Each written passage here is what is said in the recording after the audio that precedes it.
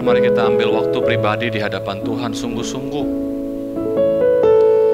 Siapakah kita kalau kita yang dipilih, diputuskan oleh Tuhan, Tuhan memutuskan. Kitalah orang-orang yang masih boleh hidup sampai hari ini. Sungguh, kalau Tuhan yang memutuskan dan memilih kita masih boleh hidup sampai hari ini. Di tengah-tengah pengalaman perjalanan pribadi masing-masing 2 tahun terakhir, kita banyak melepaskan orang-orang yang kita kasihi, orang-orang yang kita kenal. Bahkan mungkin bukan hanya orang-orang, tetapi harta benda dan segala hal, kenyamanan yang dulu pernah kita alami, nikmati. Satu persatu kita harus belajar melepaskannya. Namun sampai hari ini Tuhan masih memberi kita nafas kehidupan. Kita bersyukur kepada Tuhan. Sungguh anugerah Tuhan. Dan biarlah seluruh sisa hidup kita dipenuhi dengan puji-pujian, sembah, sujud kepada Tuhan.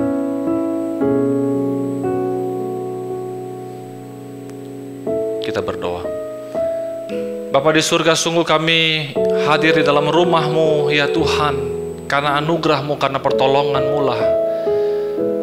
Melewati masa-masa 2 tahun lebih terakhir ini, Tuhan membuat kami menyadari betapa dalamnya makna beribadah di dalam rumah Tuhan. Betapa kami merindu-rindukan seperti pemazmur bahwa lebih baik 1 hari di pelataran Tuhan daripada ribuan hari di tempat lain. Bapa di surga, biarlah lewat semua peristiwa 2 tahun lebih terakhir ini membuat kami sadar betapa kehadiran Tuhan, hadirat Tuhan menjadi bagian yang utuh yang kami rindu-rindukan dalam hidup kami. Dan kalau Tuhanlah yang memilih dan memutuskan, kami masih boleh bernafas sampai hari ini. Bahkan dengan kesehatan boleh datang memuji menyembah Tuhan. Biarlah kami yang memiliki nafas hidup ini sungguh-sungguh memuji menyembah-Mu, memuliakan-Mu, mendengarkan firman-Mu, dan melakukan lagi firman-Mu.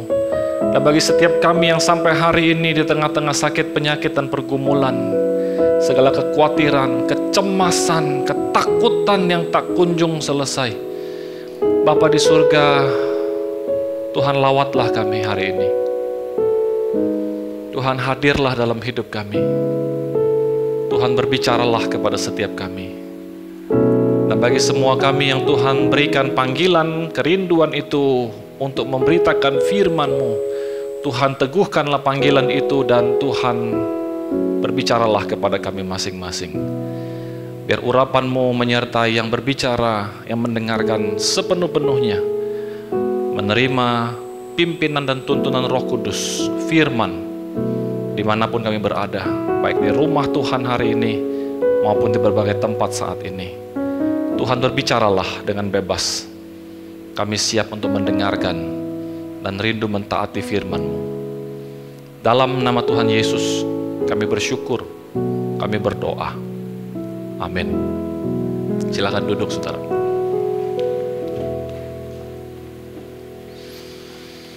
Saudara, tema kita tentang murid yang disertai disiapkan dari Matius pasal ke-28 bagian terakhir.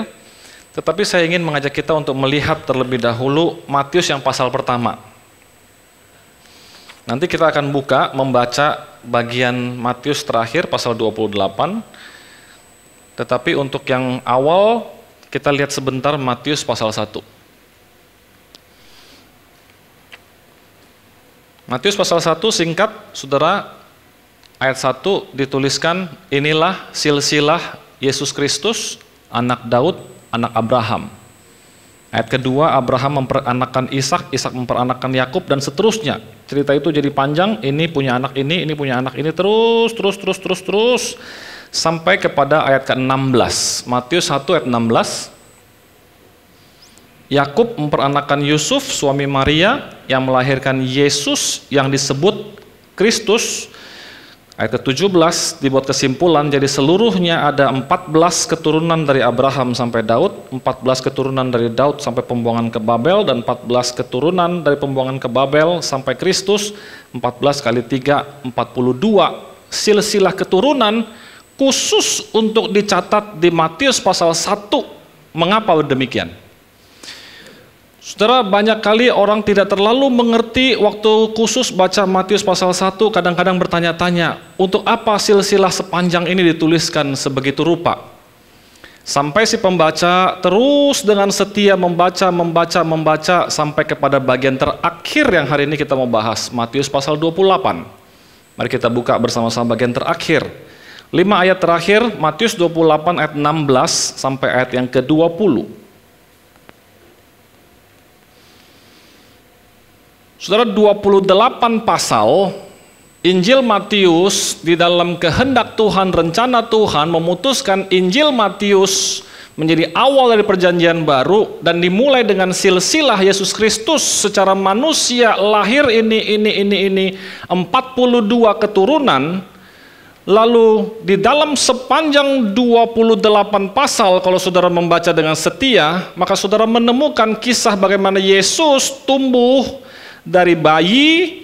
Sejak dia lahir, ada orang-orang datang dan seterusnya sampai dia usia 12 tahun, ada cerita sedikit tentang itu, sampai dia usia 30 tahun, dia mulai muncul ke permukaan dalam pelayanan Yohanes Pembaptis, memberi diri dibaptis, lalu kemudian waktu itu dimulai, dia punya mengalami pencobaan dan seterusnya. Selama 3 tahun lebih, Yesus di dalam pelayanan menyembuhkan ini, buat mujizat dan seterusnya sampai puncaknya, mati di atas kayu salib. Dan kita mengenal kematian Yesus di kayu salib untuk menebus manusia berdosa. Pertanyaan pentingnya adalah, mengapa bukan di situ endingnya Injil Matius? Mengapa Injil Matius bukan ditutup, maka Yesus disalibkan dan dia berkata, sudah selesai. Lalu selesailah Injil Matius. Mengapa tidak di situ? Seluruh Injil Matius, Markus, Lukas, Yohanes tidak berakhir di cerita itu. Padahal kita sama-sama tahu puncak dari keselamatan penebusan Yesus bagi umat manusia berdosa adalah waktu dia menyerahkan diri, mati di kayu salib. 7 perkataan itu dimulai dari Bapa, ampunilah mereka karena mereka tidak tahu apa yang mereka perbuat, dan ditutup dengan Bapa, ke dalam tanganmu kuserahkan nyawaku. Tapi itu bukan akhir dari Injil Matius. Mengapa? Dan waktu kita sudah melihat peristiwa Yesus disalibkan, maka kemudian Yesus mati, betul-betul mati dan dikuburkan. Dan juga bukan akhir dari Injil Matius. Mengapa? Ternyata masih ada kisah lain, waktu Yesus sudah mati, disalibkan, mati dan dikuburkan, itu bukan the end of the story, bukan ending. Ternyata masih ada kisah bagaimana Yesus akan bangkit. Dan kenapa itu bukan ending? Yesus bangkit, lalu selesailah Injil Matius. Bukan. Mengapa? Saudara, kalau baca Injil Matius dengan setia, dengan penuh penghayatan, 4 Injil, Matius, Markus, Lukas, Yohanes, saudara, kita akan merenungkan kedalaman itu. Mengapa bukan diakhiri waktu Yesus bangkit? Tidak. 40 hari di dalam kebangkitan Yesus menjumpai para murid, dan tetap belum berakhir sampai di situ. Dan Injil Matius khusus menjadi penutupan untuk menuliskan Injilnya, yang diputuskan Tuhan di dalam kehendak Tuhan yang tidak pernah salah, tidak mungkin salah dan tidak akan salah itu. Matius menjadi Injil pertama di dalam perjanjian baru, memulai dengan silsilah Yesus, dan Injil setelah 28 pasal ditutup dengan 5 ayat. Kalimatnya ada di pasal 28 ayat 16. Mari kita lihat Alkitab kita dan berkata, dan ke-11 murid itu berangkat ke Galilea. Kita sama-sama tahu muridnya pada mulanya 12, tetapi sisa tinggal 11 karena satu Yudas Iskariot memilih jalan hidupnya sendiri. Maka Yudas Iskariot tidak pernah mengalami peristiwa penutupan Injil Matius ini, karena dia sudah memilih jalan hidupnya sendiri. Pernah menjadi murid Yesus pada masa itu dipilih, tetapi dia memutuskan jalan hidup dan mengakhiri hidupnya sendiri. Maka tinggal ke-11 murid itu berangkat ke Galilea, ke bukit yang telah ditunjukkan Yesus kepada mereka. Jadi mereka pernah janjian berarti. Ada satu titik jumpa yang Yesus tetapkan untuk mereka.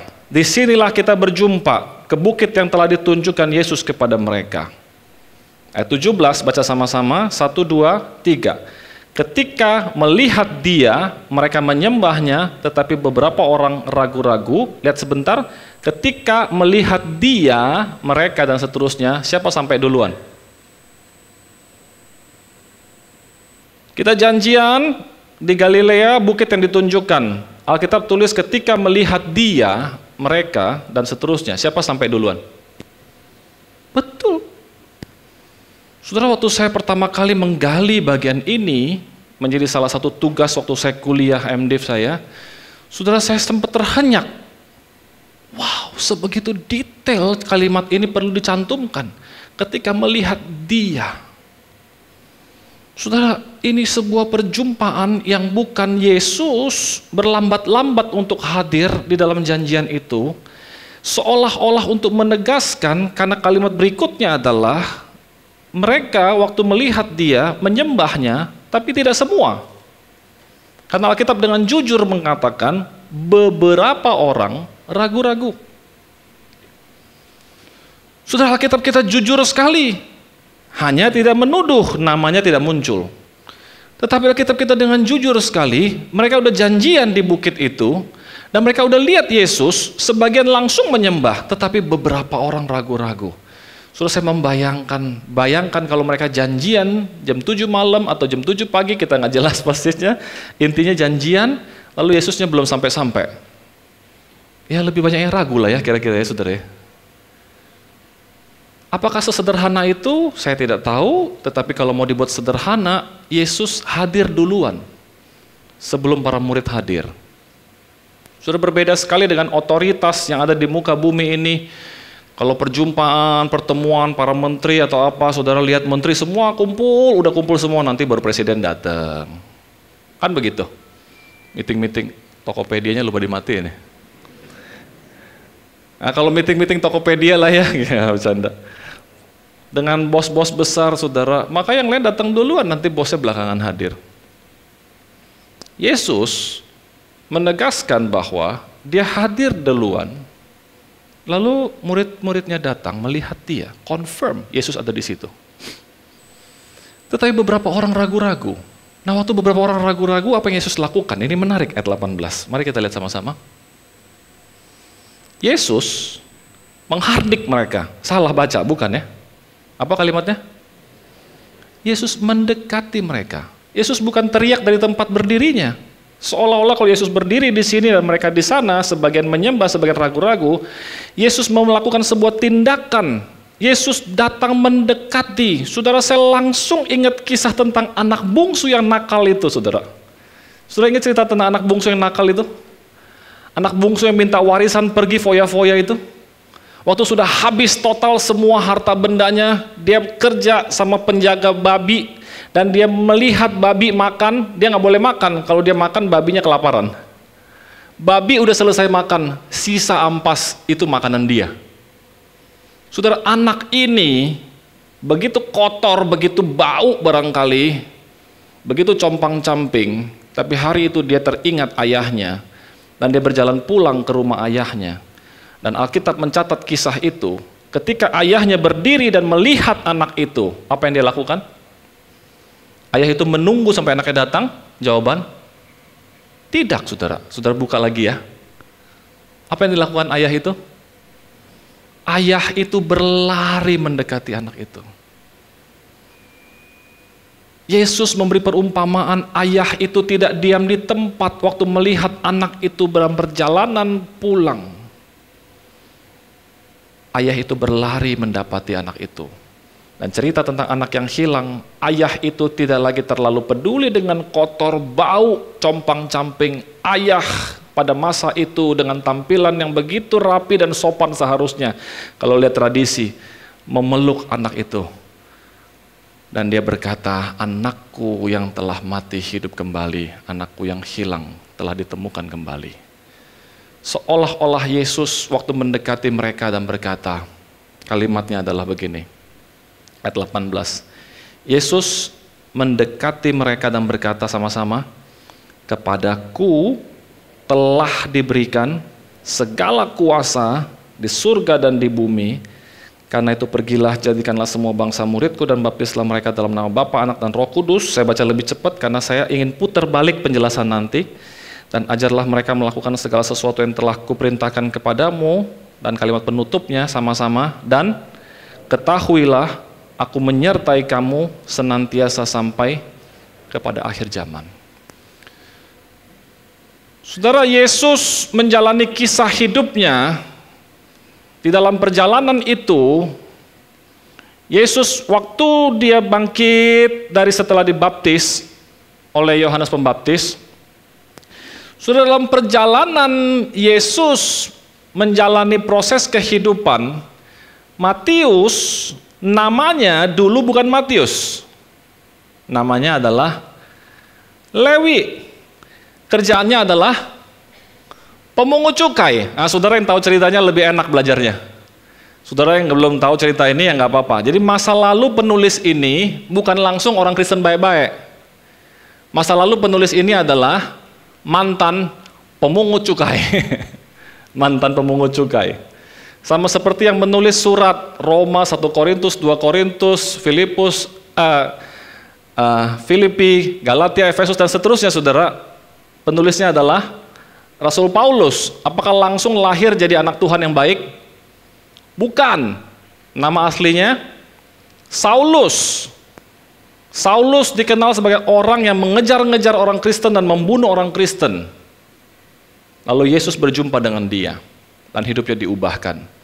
Dan Lewi si pemungut cukai sedang dalam tugas harian. Di dalam journey-nya Tuhan Yesus, di dalam journey perjalanan Tuhan Yesus, dia bertemu dengan Lewi di dalam titik kehidupannya. Yesus menjalani dari lahir, di tengah-tengah perjalanan hidupnya bertemu dengan Lewi, si pemungut cukai. Si Lewi pemungut cukai bertemu dengan Yesus, maka terjadilah sebuah titik.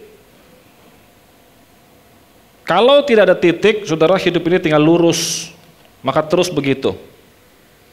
Tapi kalau perjumpaan sebuah titik, maka sekarang ada 3 pilihan, saudara. Kalau mulai dari sini ada 3 pilihan. Pilihan pertama, lanjutkan hidup.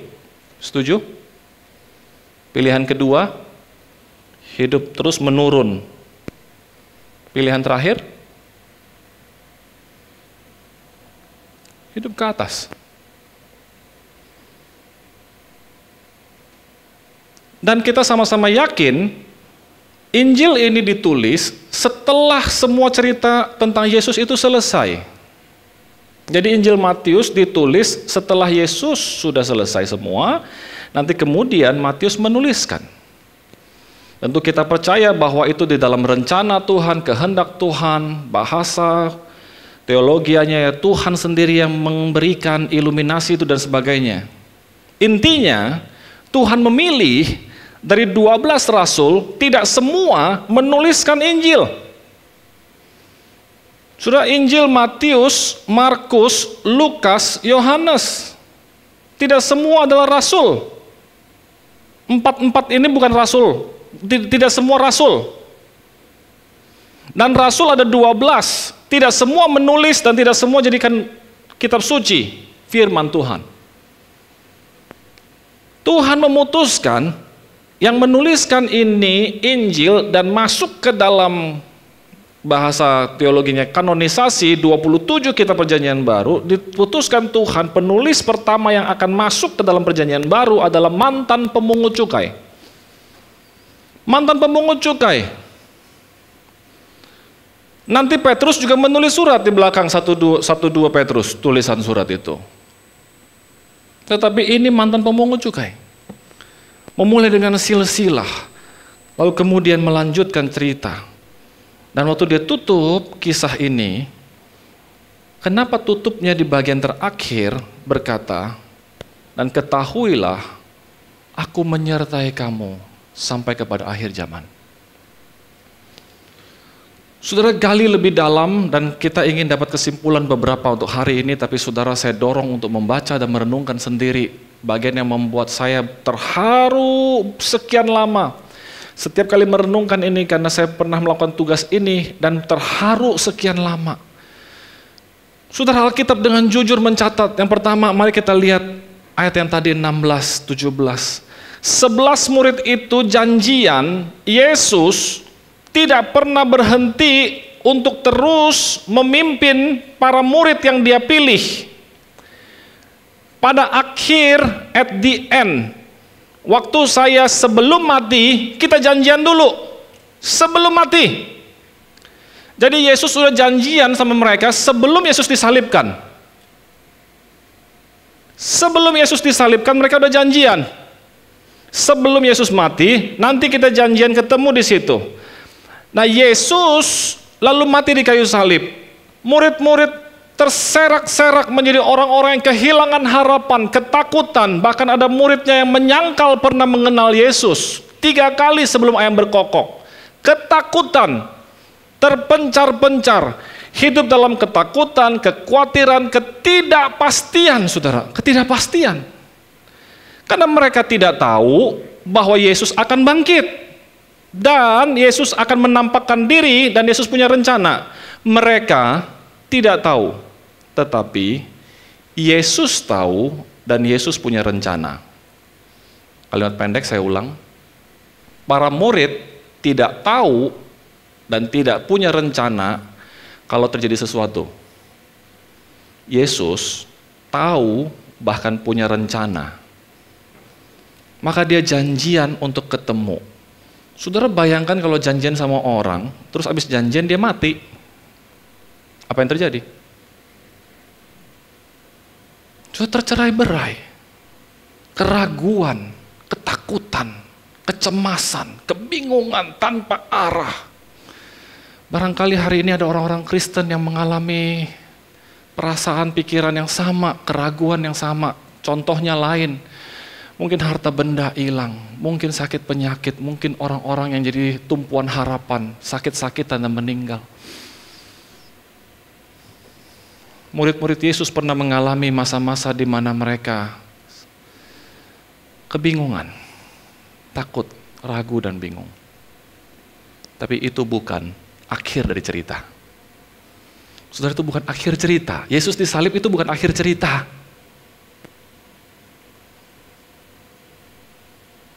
Murid-murid kebingungan, Yesus bangkit. Waktu Yesus bangkit, saudara, ceritanya menjadi menarik. Karena yang pertama ketemu adalah wanita, Maria Magdalena. Dia bilang, kalau kamu jaga kebun, mana mayat Yesus? Kalau kamu ambil tolong kembaliin. Biar gitu kira-kira ya. Untuk yang jenis begini, khotbah paling pendek karena cukup 1 kata. Yaitu Yesus hadir, lalu dia salah ngerti, lalu Yesus khotbah 1 kata. Maria. Selesai khotbahnya. Begitu dia dengar Yesus berkata Maria, langsung dia bilang Rabuni. Yesus tahu Maria butuh caranya begitu, maka pakai cara itu. Tapi di cerita lain ada murid yang udah semua bilang kita udah ketemu Yesus. Dia bilang begini, enggak, sebelum saya cucuk jari saya, tangan saya, enggak. Ampun gak itu orang? Jangan menghakimi dia, jangan-jangan kita lebih-lebih dari dia ya. Ada model begitu, lalu Yesus datang untuk khotbah 1 kata nggak? Ini gitu namanya disebut. Enggak kan? Yesus datang. Ketika mereka semua kumpul, Yesus datang lalu berkata, Thomas, ayo cucukkan jarimu. Cucukkan, silakan. Lebih panjang sedikit. Lalu di situ Thomas langsung bertobat. Khusus untuk model Thomas perlu cara itu. Ya Yesus pakai cara itu. Ingat cerita 2 orang jalan ke Emmaus? Ngobrol, Yesus ikut nimbrung. Mereka asik aja cerita tentang Yesus. Yesus tanya ngobrolin apa sih? Masa nggak tahu gitu? Yesus loh ini, nggak tahu.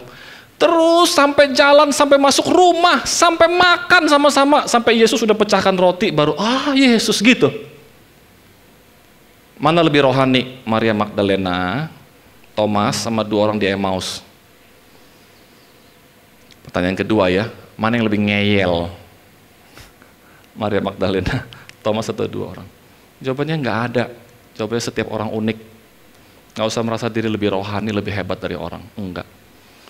Karena Alkitab jujur, di situ terdapat murid. Begitu lihat Yesus langsung menyembah. Ada yang begitu lihat Yesus ragu-ragu. Dan untuk yang seperti ini, Yesus bukan berdiri dari tempatnya berkata kepada mereka. Yesus mendekati.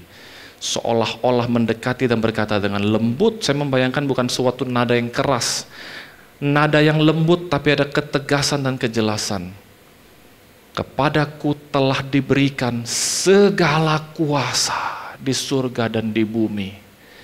Seolah-olah kalau dipanjangin lagi, apapun keputusan surga dan bumi tidak mungkin bisa terjadi kalau bukan aku ikut ambil keputusan dan keputusanku mutlak adanya. Jikalau engkau pernah ragu, pernah takut, pernah kebingungan waktu aku mati dan kehilangan arah, hari ini aku telah bangkit dan aku menampakkan diri kepadamu. Dan kebangkitanku dicatat oleh Filipi berkata, segala kuasa, lutut bertelut, lidah mengaku Yesus adalah Tuhan. Karena ketaatan anak manusia dari lahir sampai mati di kayu salib, sampai bangkit, tidak ada dosa, tidak ada pelanggaran apapun yang pernah terjadi pada dirinya. Sehingga Allah mengaruniakan segala nama di atas segala nama, semua lutut bertelut, semua lidah mengaku bahwa Yesus adalah Tuhan, dan Yesus sekarang mengkonfirmasi diri sendiri. Segala kuasa surga bumi telah, bukan akan, kalau akan belum dikasih, nanti baru dikasih. Ini telah, sudah terjadi, telah diberikan kepadaku. Sudah bayangkan Yesus yang begitu rupa, punya kuasa yang begitu besar, dia yang hadir duluan dalam hidup mereka. Mereka tidak tahu, mereka tidak punya rencana, tetapi Yesus tahu dan Yesus punya rencana. Dan Yesus memilih untuk hadir duluan dalam hidup mereka. Lalu Yesus menyambung, karena itu pergilah, jadikan semua bangsa muridku, baptislah mereka dalam nama Allah Bapa, Anak, dan Roh Kudus, dan ajarlah mereka melakukan segala yang telah aku perintahkan kepadamu. Kenapa nggak berhenti di situ? Udah sampai di situ loh, terakhir udah habis di situ. Kok nggak berhenti di situ? Enggak, saudara. Injil Matius menyisakan satu kalimat, dan ketahuilah, apa ayat ke-20? Aku menyertai kamu sampai kepada akhir zaman. Terjemahan lain, sampai kepada kesudahan alam. Dan ada satu kata, senantiasa, always. Ya saudara, letaknya boleh dibalik sedikit gitu. Aku menyertai kamu. Aku menyertai kamu senantiasa sampai kepada akhir zaman. Silakan, aku menyertai kamu sampai kepada akhir zaman, sampai kesudahan alam, senantiasa. Tidak ada satu momen pun di dalam hidupmu yang bisa lolos. Persis seperti cara Injil Matius menulis. Sekarang kita jadi ngerti kenapa Injil Matius tulisnya mesti begitu. Karena setiap orang punya silsilah kelahiran. Yesus juga, kita juga. Serta ke poin ini enggak? Ini sesuatu yang dalam tapi juga sederhana tapi membuat saya sangat terharu. Yesus bukan tiba-tiba ada, punya silsilah kelahiran. Kita juga sama. Kita punya papa mama. Papa mama punya papa mama. Papa mama punya papa mama, papa mama, papa mama. Kira-kira begitu. Kenapa bisa papa mama ketemu papa mama kita? Lalu selahirnya kita. Kok bisa? Yesus 14 kali 3, 42 sampai ujung kok bisa ada Abraham, ada Daud? Kok bisa? Kita nggak tahu, tapi Tuhan ingin berkata kepada semua pembaca Injil Matius, semua yang baca, rajin baca, kehadiran kita nggak ada yang kebetulan, ada silsilahnya. Dan setiap orang punya life journey, story, kisah hidup sendiri. Everybody has the life story, life journey. Yesus punya cerita hidup. Dan kalau engkau menjalani cerita hidupmu bersama dengan Tuhan Yesus di mana saja, umur 20 baru terima Yesus, nggak apa-apa, umur 25 juga nggak apa-apa, 30, udah umur 70 masih belum terima Yesus, hari ini waktunya. Udah umur 70 baru terima Yesus, nggak apa-apa. Asal engkau pernah terima Yesus di dalam life journey, pilihan di dalam titik ini, engkau pernah di sini bertemu dengan Yesus, engkau punya pilihan, hidup biasa-biasa saja, hidup terus takut, khawatir, ragu, berdosa, dan bikin dosa terus, atau hidup punya kemungkinan lain. Yesus berkata, sekarang segala kuasa di surga, di bumi ada padaku, dan ketahuilah, aku menyertai kamu sampai kepada akhir zaman, kesudahan alam senantiasa. Kalau sudah selesai, kembali ke mana? Kembali ke mana? Pasti kembali ke surga. Karena Yesus di situ, kita ikut tinggal di situ.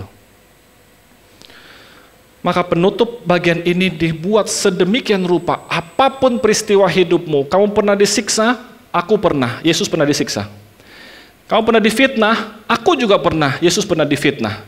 Kamu dikhianati, dijual teman, aku juga pernah dijual Yudas Iskariot. Ada orang yang bilang gak kenal saya, aku juga pernah, Petrus pernah ngaku gak kenal saya. Apa yang kurang? Engkau merasa hidup tidak adil, aku pernah mengalaminya. Engkau merasa hidup tersiksa, aku pernah mengalami. Seluruh perjalanan hidup kita bersama Yesus pernah mengalami. Dan kalau itu terjadi, hari ini apapun yang pernah kita alami, berarti penutupnya harus sama. Bahwa Yesus berkata, kita akan bersama-sama dia sampai akhir zaman senantiasa. Kalau iya, maka kita juga akan mengalaminya bersama-sama. Yang pernah menderita, pasti mengalami hal yang sama. Yang pernah disiksa, mengalami hal yang sama. Tinggal pertanyaannya, apakah engkau percaya para murid 11 yang tersisa? Atau kita adalah satu orang Yudas Iskariot yang sampai akhir nggak pernah dengar cerita ini, karena pilih jalan hidup sendiri. Dan kalau iya, bagian tengah sedikit saja, 1,5 menit terakhir, ini tanda turun terus waktunya, saya mesti kejar-kejar sama dia sedikit, saya ikut, enggak, bercanda, thank you, tapi nanti dia jadi merah, saya utang 3 menit, bercanda. Nah saudara, waktu Yesus bicara ini, maka dia tidak kehilangan di tengah itu. Saudara, hari ini temanya bukan khusus yang ini, hari ini temanya tentang yang ini, yang sudah kita bahas. Tapi saya ingin titip sedikit bagian ini. Jikalau engkau sungguh-sungguh sudah menikmati itu, engkau adalah 11 murid yang menikmati itu, yang sudah pasti yakin, percaya, penuh menikmati Tuhan sampai selama-lamanya. Maka Yesus mengajak, bagikanlah, pergilah, bagikan, ceritain. Jangan jadi egois. Ceritakan. Seperti kamu adalah 11 murid, jadikanlah semua bangsa murid seperti kamu. Kamu menikmati Tuhan Yesus berkata langsung, jadikan yang lain juga murid. Dari murid kepada murid kepada murid.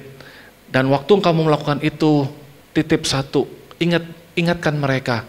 Kalau mereka murid, maka mereka harus menikmati dibaptis dalam nama Allah Bapa, Anak, dan Roh Kudus.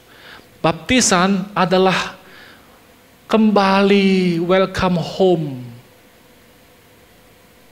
sebagai anak Tuhan.